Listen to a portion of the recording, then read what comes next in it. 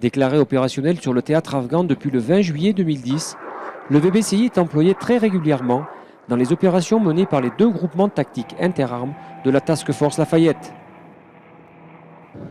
Il peut être engagé de jour comme de nuit car il dispose de moyens de vision nocturne performants.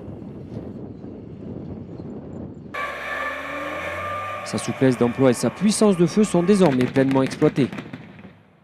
Donc il a tout d'abord été employé dans sa version appui, et puis dans un deuxième temps, quand il a fallu aller s'emparer de compound, de fermes locales, il a à ce moment-là été appuyé par le reste de mon escadron, pendant que l'infanterie s'approchait au plus près avec les VBCI, ce qui leur amène un blindage assez conséquent, et à ce moment-là débarquer et devait passer en combat d'infanterie pour s'emparer du compound dans les derniers mètres.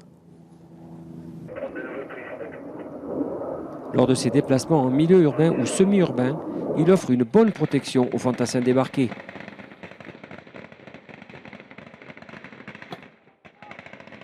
Ici, c'est vraiment le terrain approprié, pas trop cassant, les pistes pas trop étroites, et donc la vallée de Sout-Tagab, c'est vraiment le terrain qui est bien approprié pour cet engin.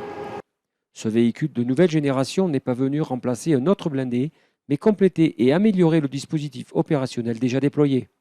Le VBCI, il est un appui extrêmement important en termes de feu, parce qu'il a une allonge avec son canon de 25 que nous n'avons pas forcément avec les autres armes.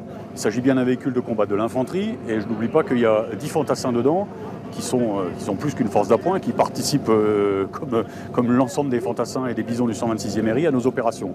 Donc c'est une plus-value extrêmement importante pour nous, d'autant plus que le terrain du Sud-Tagab, qui est celui de ma zone d'action, est à mon avis idéal pour le VBCI.